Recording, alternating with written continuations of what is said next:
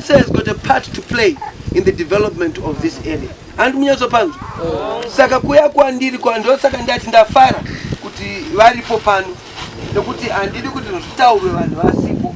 Tochiona kuti problem ndi sabuka ndizve. Ndiko kuti baba kangu. Mese muripo andizve. Saka ini ndauya kuzonzwa kwamuri. Ma programs andaita akawanda artificial insemination hasta launch artificial insemination yekuti mbeu yemombe fambe zvakanaka plus nzvimbo by nzvimbo yese inoda kuita izvozvo inotaura wobhadhira $10 mouya kuti wounza mbeu yakanaka yemombe even kumbudzi iriko kuhwai iriko. Command agriculture iri kutaurwa ndaitaura nevarimisi chitaura kuti matanga futi kungoti vanhu firai mafomu firai pasina zvamunazvo tangai mawana zvamunazvo kuti nemafertilizer 200 mabhegi toziva zvamunazvo mozosarudza vanhu mune zvinhu maoko ndonongoti fira mafomu munhu anotadza kunotenga fertilizer yake achiti ndakanyoresa pasi siyanai nazvo zvokuda kurilaya nehurumende enda unotenga fertilizer yako iwe nemari yako oisa paside zvehurumende zvauyawo munyazopanzwa baba ndio situation yacho akonozoti MP havana kutaurira zviya kuti ndichawana mhara presidential inputs hazvichaita enda unotenga fertilizer yako nembeu uchengete mvura ichinaya uchidyara kana hurumende yazouyawo extra ndezvimwe kazi zvekumirira hurumende command agriculture iri kuuya tichazviwana handizvo hongu tagona kurima command agriculture yashanda zviri kutsvagwa munomu food security. Chero varunga ndiri kuti varunga nemapurazi havaudze vanongorima chibage chete anodya nebasa richabva kupi kuti chamborimwa nani chatiri kuda food security vanotsvagana nemairrigation kuti kasanaya mushe irrigation yoya kuzosupplement. Munyazonza zvandutaura ndiri kuenda kunyaya yechi yezvekudya ndiri kupa report back. Saka command agriculture hongu nzara hakuna gore neri chero musina kurima panapa but matura iye zvezvi kutaura kwandiri kuita matura Lions Den 23 ari kunza ari kutozara so panotonapa zviri kunzi 3 kana 4 za saka chikafu chiriko saka nzara hakuna izvo munofanira kuombera maoko kuti nzara hakuna. Amen. Zvichireva kuti foreign currency yanga ichishandiswa kunotenga chibage haichashandiswa kutenga chibage ndo yakalichiti inini semumiriri wenyu kuno nda kuenda kuparliament kuti kana taseva iyoyo ngatichipise mafertilizer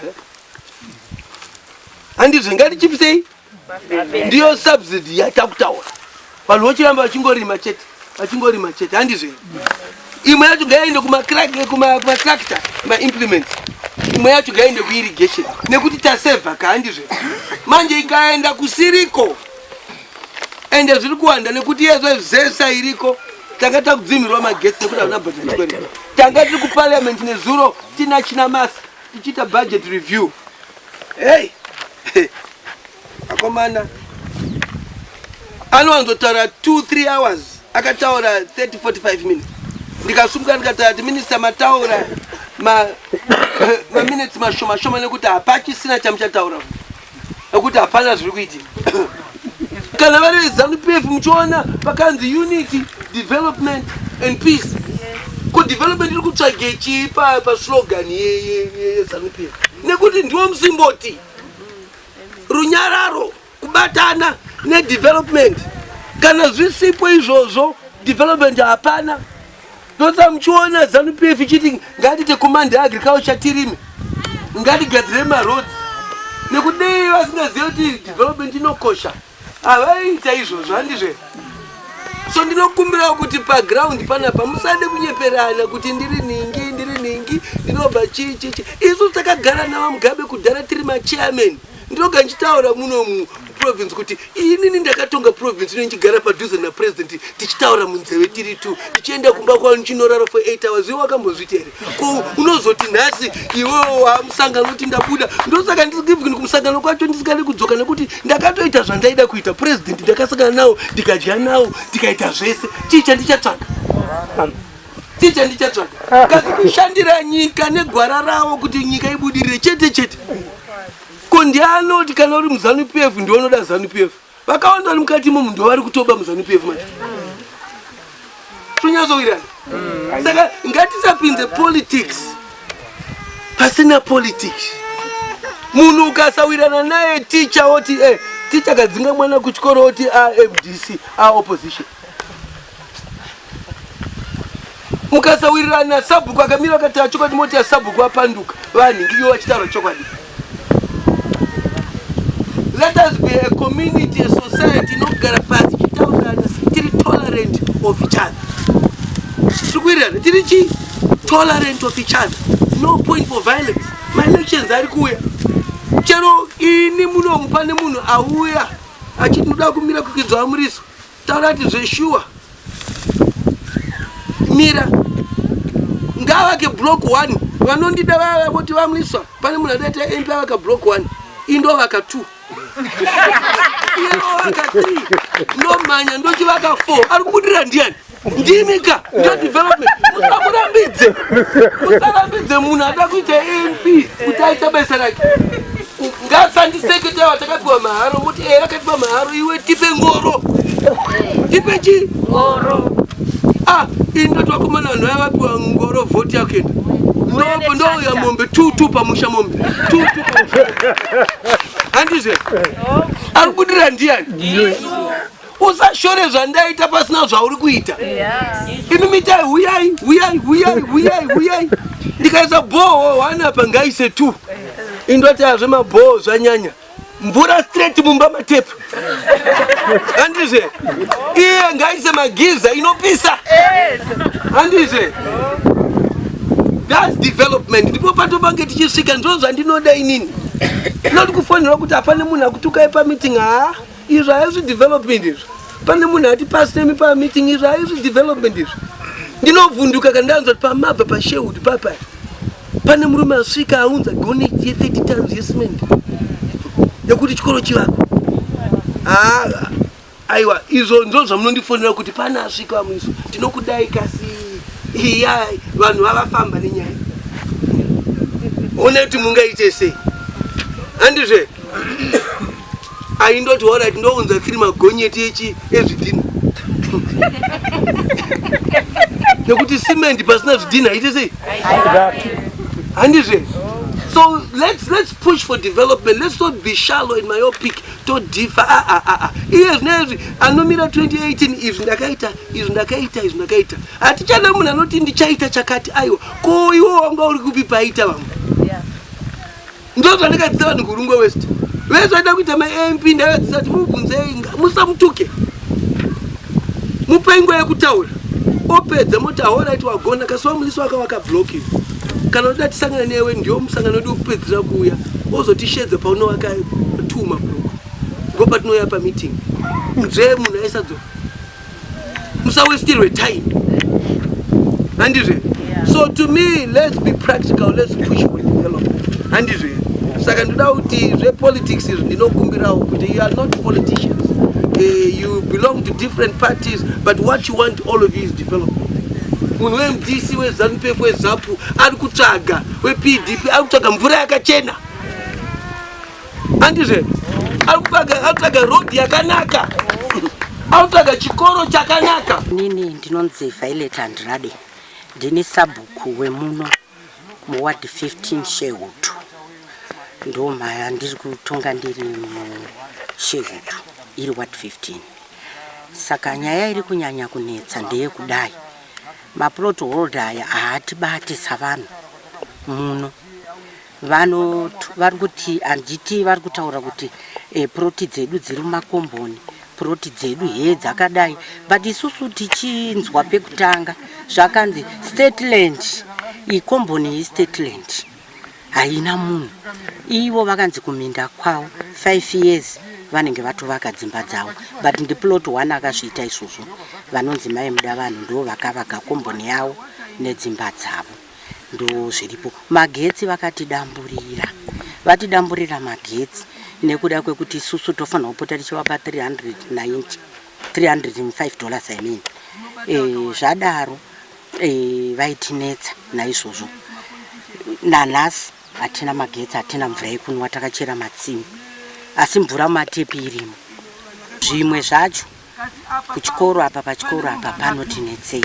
hongu mari hatina. Vakatiti kana mawana yamunenge mawana munenge muchingowinza, tiri kuwinza mari iyoyo. Asi kutanga Monday this week vanga vakudzinga vana vachiti munofanirwa kuwisa $7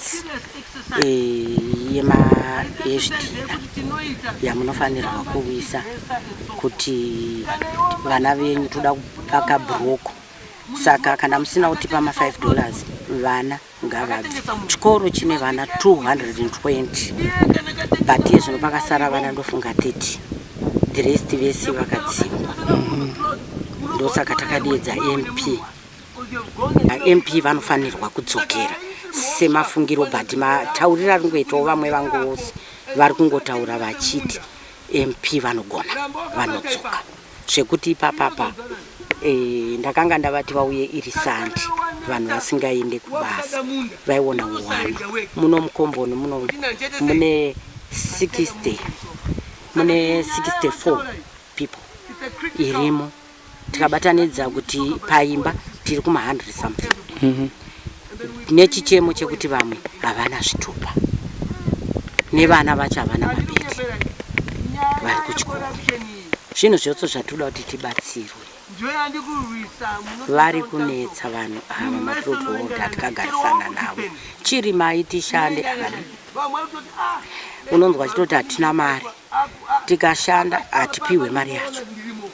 Muzvikora tinaro hombe ndiri pamagetsi nemvura.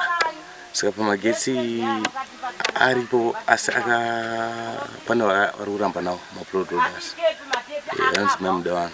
Ndovakaita corruption nevanhu vekuzesa vari kubhadhara timu yekuzesa. Vari kurambirei nawo magetsi? Vaita wori, vaiti vanhu vakabhadhara mari dzekuti ngati Jose magetsi aite vanobhadhara mari $300. Within a week $300 yapera. Bosi vanenge vachishandisa upambu kuti irrigation commercial use. Of which isusu tichingoda kuti malaisini kuona TV. Isusu taguma tatoona zvatiremera bosi vakabhadhara 3 times. Tikazoti no shete ndotangoregedza kubhadhara ndobva dambo ramagetsi.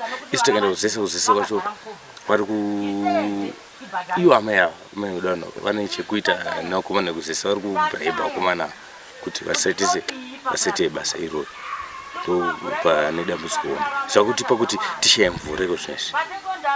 Mvura takatoiswa namuliswa vati pamasimenti tikavaka masimedu ndo atiri kushandisa right now but powo tinaro rakafa asi matepota ndo compound yese kaliya matepota kaliya ropapa ruti pane dambudziko hombe. Zvasvika vamuliswa kudai so nekutaura kwavo ndo zvakutoita kuti zvichifamba nokuti vari kuti komiti ngaichioma inofambira magetsi yayo ichasangana naivo vamuliswa voita basa remakuzesa voenda vese kuzesa zvinozofamba masoro.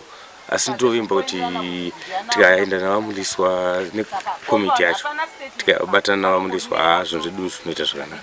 Ngatiendei pamberi neprogramu yatauya nayo kuti tinyatsoita nemazvo tichiteedzera mapolicies aripo. Ndoga ndichitaura ndichirimainda vanhu kuti zvinonetsa ndezvekuti vanhu vari paground vanoita politics kupfuura mapoliticians chaivo. Mapoliticians pane nguva yekuti vanokangana zvepolitics. Vanokangana zvepolitics. Totaurirana, towirirana, tichiseka. Imi kuno kutoita kunge ndimi mapoliticians musiri.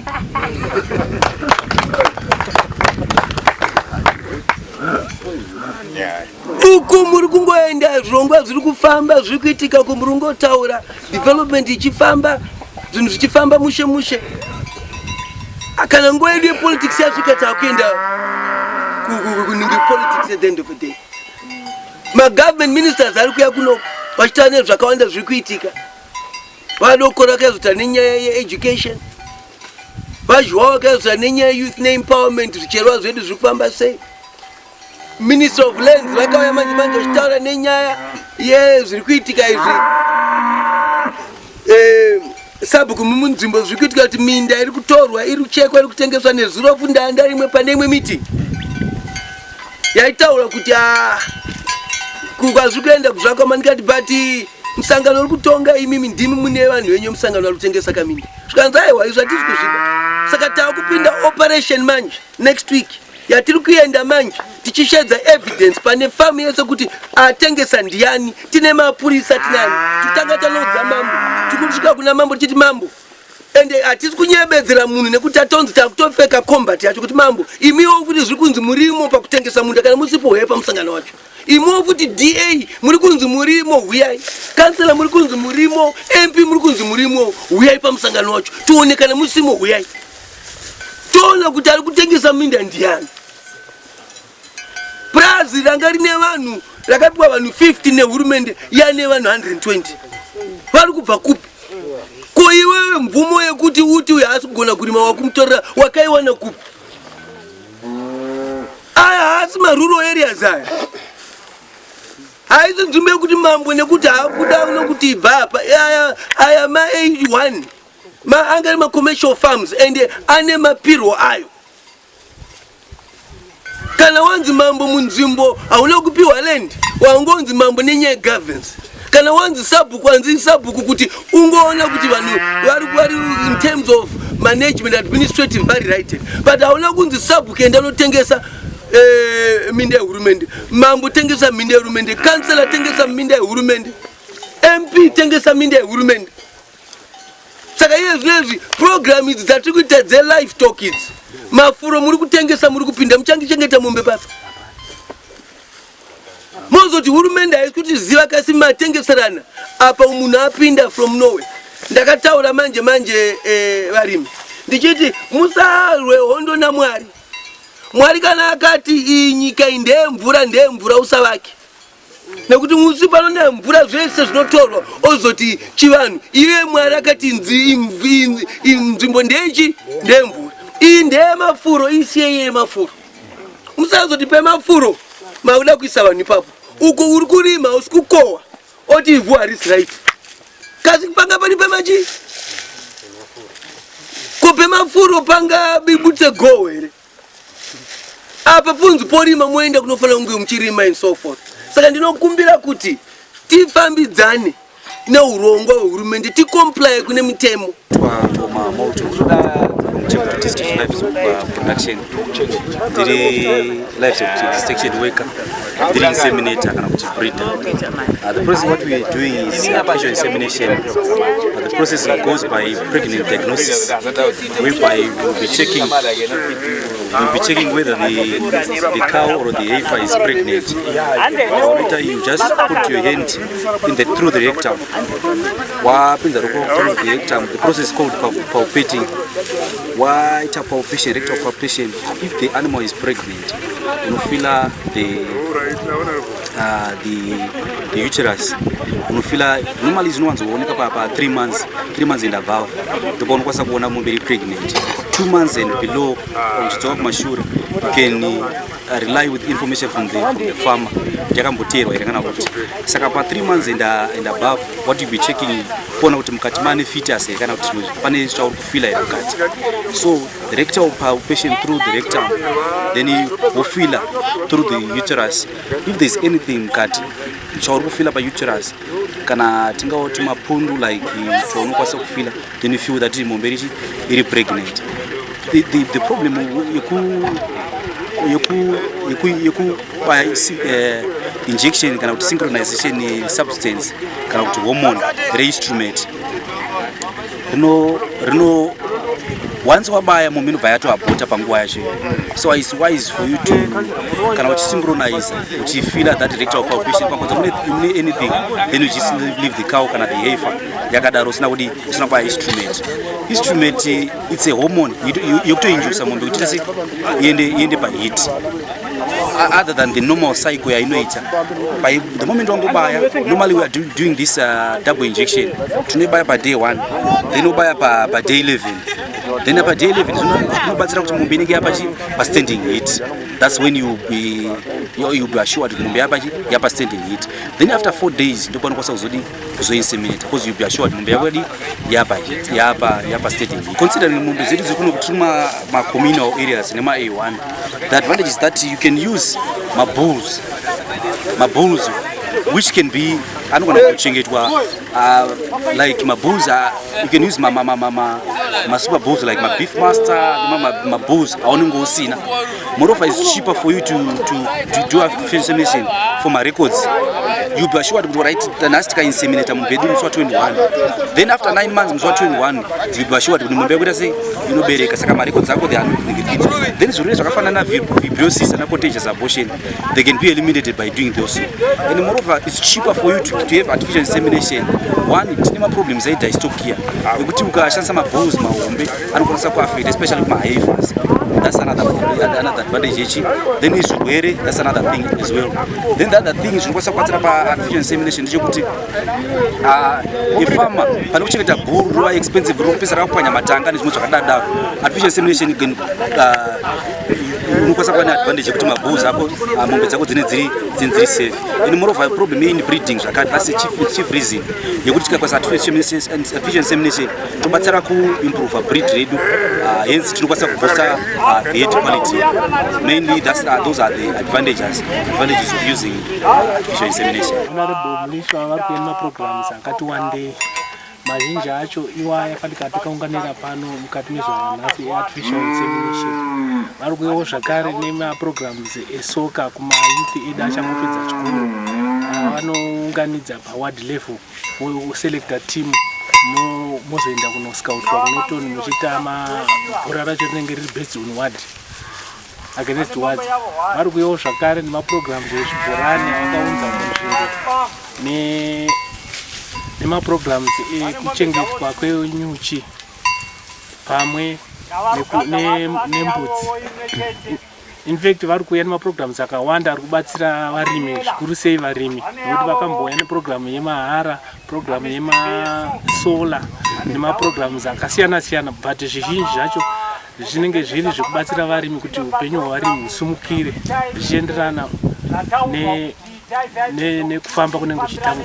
But vatinotenda zvikuru nekuuya kwavo nokuti munhu atisimudzira zvikuru zvakanyanyisa mukati menzvimbo ino ye-ward 15 munotori constituency. Ini ndinoona kuti MP kubva kuhwina kwavakaita ndiye MP wekutanga watinoona anodzoka kuvanhu achitaura nevanhu achiteerera zvichemo zvevanhu kunyange asingazokwanisi kuzviita zvese handitika, asi pane zvimwe zvaari kudi zvaari kuedza kuda kuti aite, nekuti kunyange vamwe vari kutendeserwa vana kuzvikoro naMP vari kubhadharwa mafees. Iko zvinezvi vanhu vakapuwa maharo DMP vakauya nazvo, mari yati ichibhadhara ishoma pumaharo iwayo. Kune magetsi ari kuya esola, mari iri kubhadharwa ishoma, nenguva yacho yaunozobhadhara inenge yakareba zvokuti unenge watopedza kukubhadhara uchita mbichana. Saka tinoona kuti zvinhu zvaari kuya nazvo zvinhu zvinoita kuti tisimukire, nekuti handichazokwanisi kuona kamari kaike kashoma kaikuti ndikaona kamari ndakunokatambisa katoone basa rakakuita dziri pfungwa dzake dzaari kuya nadzo. Tochiuya pasarudzo, inini ndinotoona achibudirira, ndotoona achibuda pasarudzo. Kunetsa ndechekuti kunokuti agadzikwa namambo kunoku, mambo vaona kuti takagara takabatana mumusha umu. Mukanu wedu kana ndikakunongedzerai kuona pane miti 1964 zibva kuchikoro takasikosenza pa 2 years panyagoro panapa. Murungu achizobvisa mudhara ainzi Nyamizi achiswa pamukana apo kwese kunogonga riri rusevha runo. Saka mambo vazofaitira kuti vanhu vangu havana peugara, vakaenda vakanonzi isai vanhu vagare. Takapiwa panapa pakaya kulenzi vana matanga nanani takagadzikwa panapa nayo vemaplozi imomo. Pachiri kunetsa manje vatsanangurirwa kunzi ofisi yekupedzisira isati tonge mambo zvaaita nevanhu vake ngatisiyane nazvo zvakadaro. Saka ivo vemaplozi manje vane daka nesu rekuti takaiswa namambo nomoda muno, ende isisu ndisu vanhu vagari vemuno ndisu taberekerwa muno. Kugara kwatakaita muno mumadzibva muno ndinofunga kuti hatisatamboenda kunoafekta maplozi, but ivo ndivari kuafekta isisu kuno. Zvinoreva kuti isisu dai takabva kuno tikaenda kupi kwavanogara hatainoskotonga mambo wavo ikoko, taitenge tichindogarawo seke kuti tapuwa pekugara. ndiri maona munyango dai takarwa hondo tainogara sekuti takarwira hondo nyika yese kwete kuti takarwira kuti inini pandakunogara ndinogara ndichitonga mwana weko handitye mambo weko handiri mazviona manje ndodakariri kubati havasi vanhu vangani vari kunoku kune kana ndisiri mistaken 4 or 5 vanhu vari kunetsa kunoku vamwe vese zvavo havana problem but those vanhu vatinavo ivava vane dambudziko ende patinoshedzwa kune musangano kuti masabhuku yai munhu yeye every time every now and then anenge aripo asi sabhuku andimaona manje achinotenda anenge achinyomba mambo wedu. The land reform was critical in empowering people, but at the same time, it has got to come to a stage where there are no longer any land issues from a tenure point of view. I think people want title deeds, those who are settled, and because of the hardships of the economy, we can see that a lot of people want to move into land. There's a lot of illegal settlers in the land, whereby you equally have Ward 15, for example, where clearly they say that it belongs to Chief Nyamweda and not Chief Chiwero. So Nyamweda says, this is my land, I put my people there. At the same time, Chiwero happens to also claim the same piece of land. If you go deeper, Chiwero is a nephew of Nyamweda. And Nyamweda says, but you are my nephew, but you want to now be taking power from me or usurping powers. When you really don't have that, I accommodated you as a nephew. So that has created problems because, of course, Nyamweda, believing that's his land, is able to settle his people and so forth. But equally, that was agricultural land in terms of land reform, which was acquired by government, where A1 and A2 were put there, where the DA was equally involved. So you're then saying at a farm, let's say like Nyagori, where there are 50 settlers, you now have got 150. Where have the others come from? You know, where there's no official documentation leading to that.